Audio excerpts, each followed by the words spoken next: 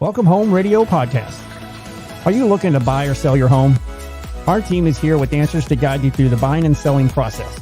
We encourage you to ask questions. Please comment on this show or visit us at welcomehomeradio.net for more information. Bringing real estate, lending, and education together in one place, and to help you make the right home decision for you and your family. And welcome to Welcome Home Radio. It is March 13th, where real estate lending and learning come together. I'm real excited today. We're going to be talking current real estate status, and I have some very special guests with me. Jeff, of course, Jeff Duffee with Fidelity Title. But more importantly, these two lovely ladies are with Century 21 Judge Fight, Kari and Megan. Welcome so much. Glad to have you. And if you would, share with our audience real quick, and we'll start with Kari real quick, just a little bit about yourself and your years in the real estate world. Yeah, so my name's Kari Mancera. I'm a local realtor in the Dallas-Fort Worth area, wife and mother of three. So time management and, patience are my virtue. That's what I've had to learn. I've been in the industry just a couple of years. I focus in residential real estate. So working with buyers, sellers, investors, leasing, just anything residential related. I love what I do, and it's a lot of fun, and it allows me to really be with my family if I need to. Awesome. Thank you for being here. Megan, can you tell a little bit about yourself, please? My name is Megan Johnson, and I am a realtor with Century 21 as well. And I got started in the business with doing real estate investment. My husband and I own a real estate investment company. And so we buy and flip houses, and kind of led me to get my license. I as well been married and we have 5 kids. So. Wow. And how long have you been doing this now, flipping? About 5 or 6 years. 5 or 6 years. Well, I'm sure we'll flash your numbers and email addresses up there as the show goes.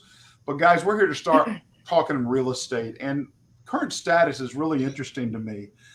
We've had several things happening over the last few weeks that I think is going to be critical, because we all know there's kind of a spring push. Would you agree? We can call it many things, but I think the demand is going to be there as the spring time, because people think about moving, wanting to get kids into a proper school. They want to get some vacation, but that spring push is coming. Plus, we're hearing rates are going to drop.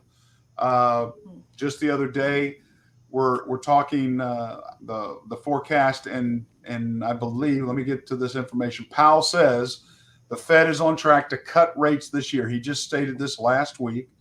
He told lawmakers rate reductions can and will begin this year. So with that basic information, what do you think in sizing up the market? What do we need to be ready for? What do you think is important for potential listers as well as buyers be aware of?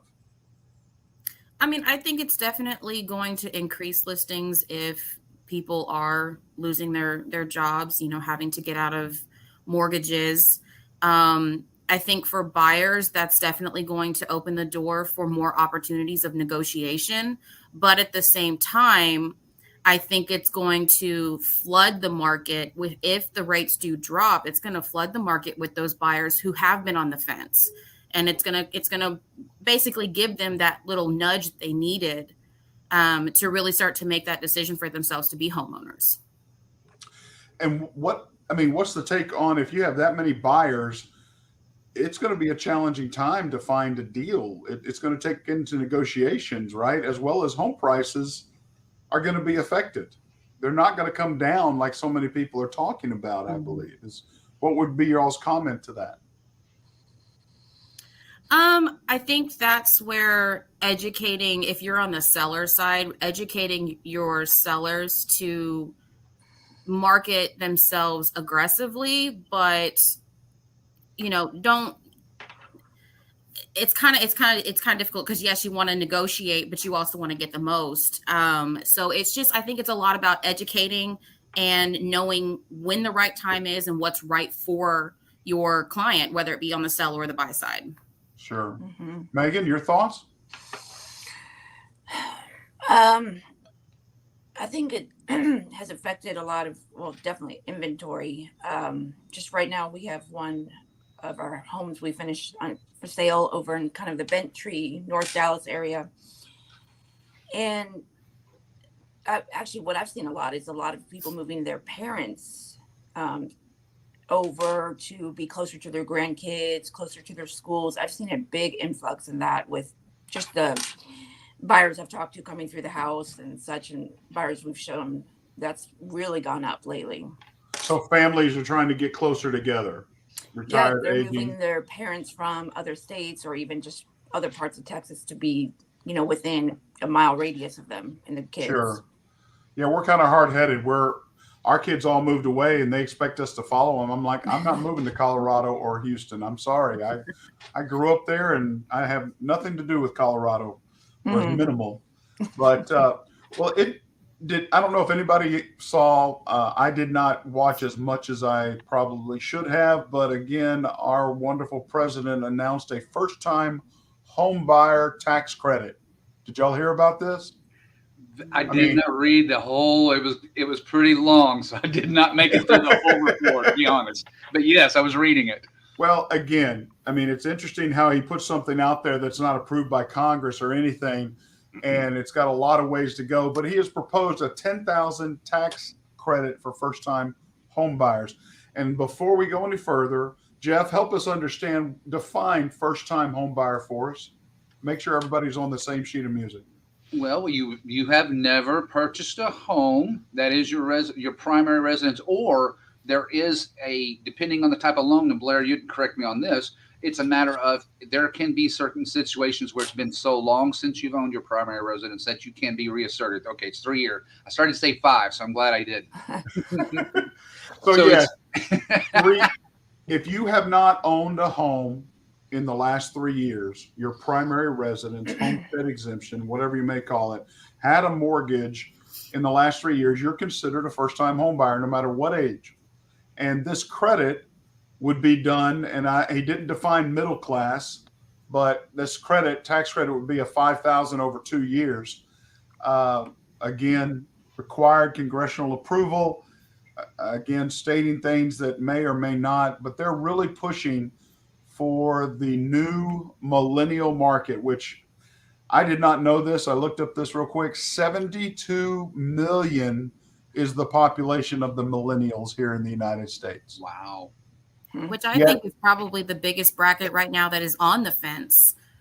Because so many, with inflation, so many millennials are, and just really anyone who's looking to buy, they're on that fence right now because of rates, because of pricing. And so I'm not surprised that that's that big of a number.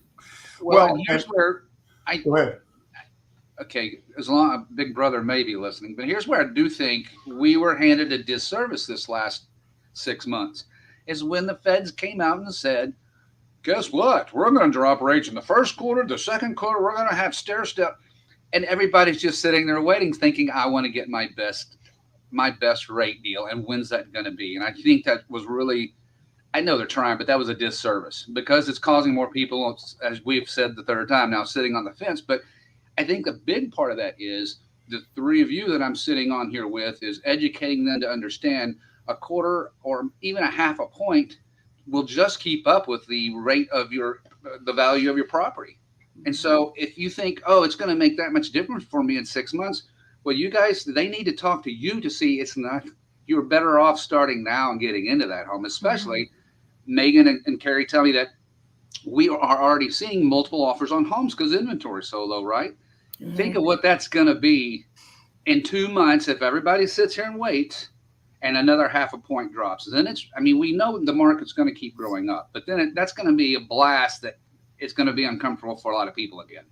Yeah, well, we still have people moving in from out of town with all the companies that have come here. I mean, I've seen, again, just holding open houses, an influx of out of town visitors trying to find the house to buy before they move their whole family here.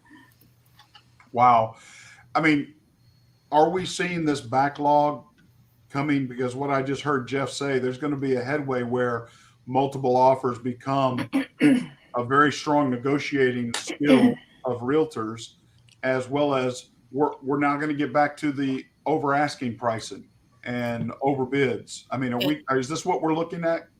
It's potential for, the overbids, the dropping of contingencies, the lack of appraisals, people just doing everything they can possible to be the one that wins. And sometimes it's not in the best interest, but that's where, like I said before, that's where that education comes into play. Is like, is that a smart move though? Like, yes, I understand you really want this home, but is that going to be right for your situation? And I think that's an issue that we're going to probably be facing a lot of is truly educating people to make the right decision based logically versus the emotional side of it.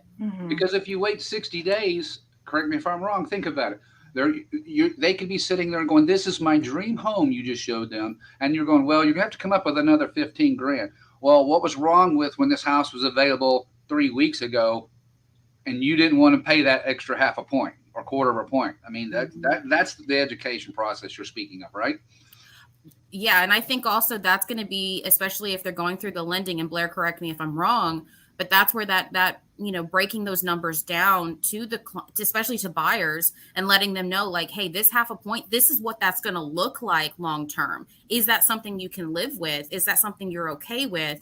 And that's going to be, it's a numbers thing. It's a numbers game, and really letting people know if, what that looks like. Cause it could just be a couple $100 extra a month. It could be a couple hundred extra a year. It just depends. And that's another issue of, getting people off that ledge. That's very true, because there is a cost of waiting.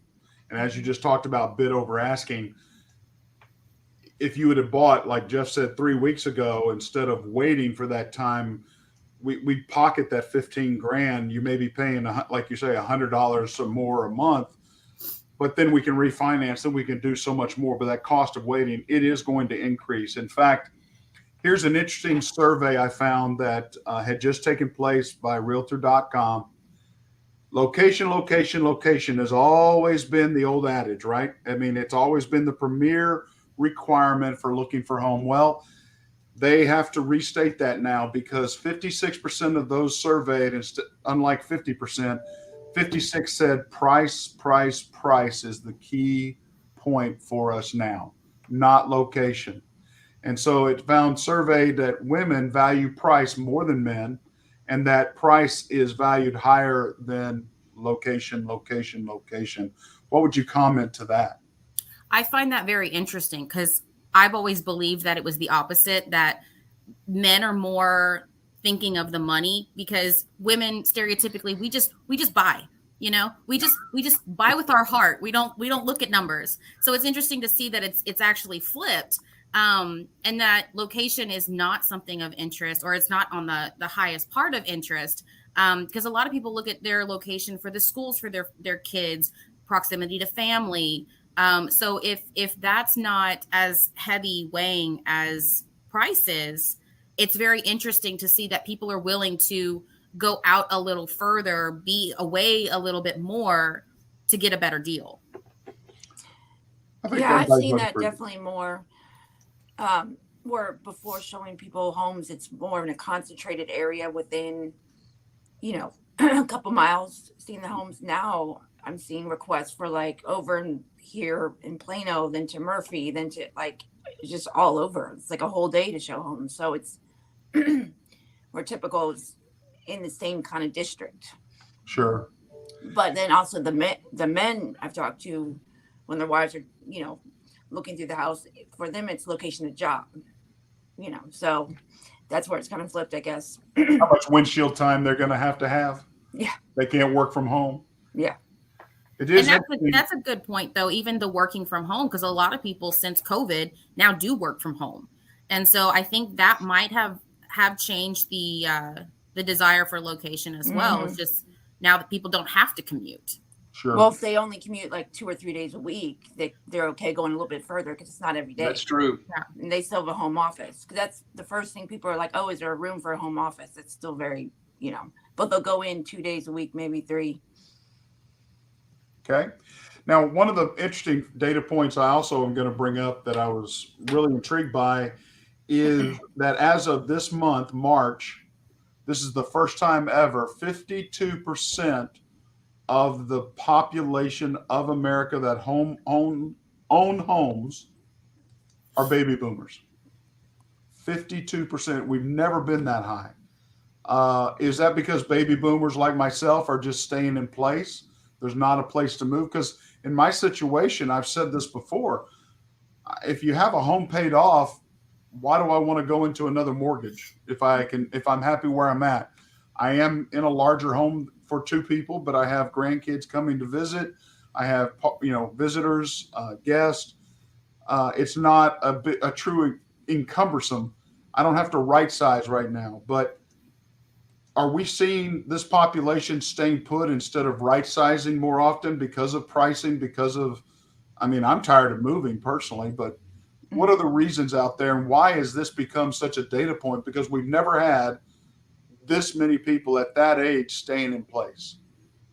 I think nowadays a lot of people are more educated on trusts and putting their properties into trusts and building generational wealth.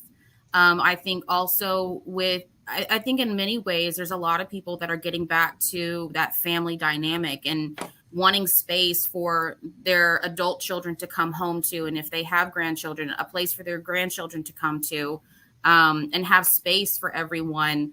I know from personal experience, my in-laws, they've not gotten rid of their house. It's just them two, but they like having their grandchildren over. They like having the space if the grandchildren want to spend the night. And so having that accessible is really big for them. But as far as the right sizing, you made a very valid point, is like, if I'm in a home that is paid off, and a lot of people are living on fixed incomes. And so if not having a mortgage is beneficial because of that, it's only smart to just stay in the home they're in. Yeah. Well, I was just wondering because it's interesting again. The largest baby boomer population out there, that they own over 52% of the homes that are in ownership right now, whether paid off or not. And they just don't seem to be moving like they did before. Seems like all the parents seem to move all the time. Now we're not. And I think that's maybe caused the inventory to slow down, especially when we're right sizing or supposed to be. Well, Blair, think about if the money's not right and you're just thinking of downsizing, why would you want to go through all that if your house could be paid off or close to paid off? If you've been in there a while as a baby boomer. So they're not going to be as an urgent need, even if they do say, we don't need the second floor anymore. But when you're looking around saying, where are we going to get, even if we walk away and this house is paid off, or I say again, almost paid off, there's just no rush. They don't have to yet. No, there's no rush. That's the biggest aspect of they're going to make the numbers work for them the best they can. Yeah, very, very true. Finally, I wanted to bring up, everybody knows who Fed Chairman Powell is, right? Everybody knows that, he runs the Fed and so forth, but he was being interviewed by the Senate Banking Committee, and he announced mortgage rates are to come down. This will all go through the economy, but we're still going back to a place where we don't have enough housing. Yet this morning, it was just announced that new forecast for housing inventory is up 14.8%. Now, that's 14.8% from last February, which, 2023 was a hectic year and a challenging year for builders. But this is the highest it's ever been since 2020. So are you seeing an inventory? Because if I'm understanding, correct me if I'm wrong here, anything less than 6 months inventory available means we're in a seller's market. Anything above 9 months inventory, it's really a buyer's market. We're only sitting about 2.7% of months inventory right now. We haven't made it even over 3%. How do you see that affecting the market, is inventory, and what's going to happen with your buyers or your sellers for that inventory crisis and or for it to be moving forward? Are you seeing new builds come out? We see flippers taking homes and making them better for people. How do you see that happening over the next 3 to 4 months? I mean, you can't drive down the street without seeing a new community pop up. There's new builds everywhere. As far as, I know, Megan, you're on where you buy homes, flip them, and sell them. But a lot of investors buy homes and lease them. They don't necessarily want to sell. So I think that affects a lot of the market as well, because that's inventory that was there that now is on a completely different spectrum than the buy and sell. So I'm thinking that in the next, 3 or 4 months, I think a lot of those new construction homes are going to be the majority of inventory that we see right now. I think a lot of people who have homes or wanting to buy homes, a lot of people want new build. A lot of buyers are looking at, no one's ever lived there. It's sparkly, it's clean. And so that's very appealing. So I think the new build side of it is probably going to take a boost. Awesome. Megan, do you think you have any aspect on that? I do agree that there are a lot of investors that keep them as rentals, kind of. But then I see the other side of it. There's a lot of neighborhoods. Like the first thing, we had a couple neighbors in this Bent Tree neighborhood ask, please tell me you're not going to lease the house. You're going to have an end buyer, because it's bringing the influx of that a lot of neighborhoods don't want is, tenants and not like somebody that put the investment into their house. So not much other owners can do about it, but it's getting frustrating. I see it posted on, the next door chats and such. But I do agree about the new builds. They are kind of just popping up in random corners wherever they can find some land, Yeah. Well, ladies, I want to thank you so much for today. This has been very informative. I think we've touched a lot of key topics. I think to summarize the last words here is that our market is in an influx, but we're going to see a change with rates coming down in the next few months, as well as continued buyers are going to accelerate once those rates come down. We're going to be in a large competition for what limited inventory we have. If you have the opportunity to buy now, I greatly, and I would lean on, call Megan, call Kari, call someone to help you get moving forward, because you're going to be in a better situation to buy now and wait, not waiting, because it's going to cost, that waiting cost is going to be greater than the value of what you're paying for now. I got to tell you, thank you so much again. I'm Blair Thomas, and I want to thank everyone here for their time, and I hope you have a blessed day. God bless.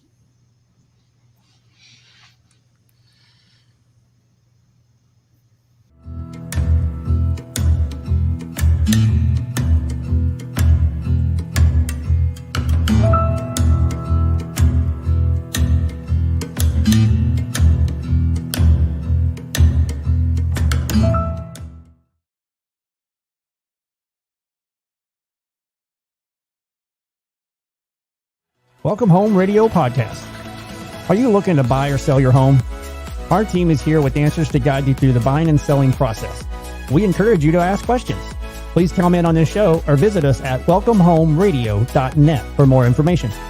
Bringing real estate, lending, and education together in one place, and to help you make the right home decision for you and your family.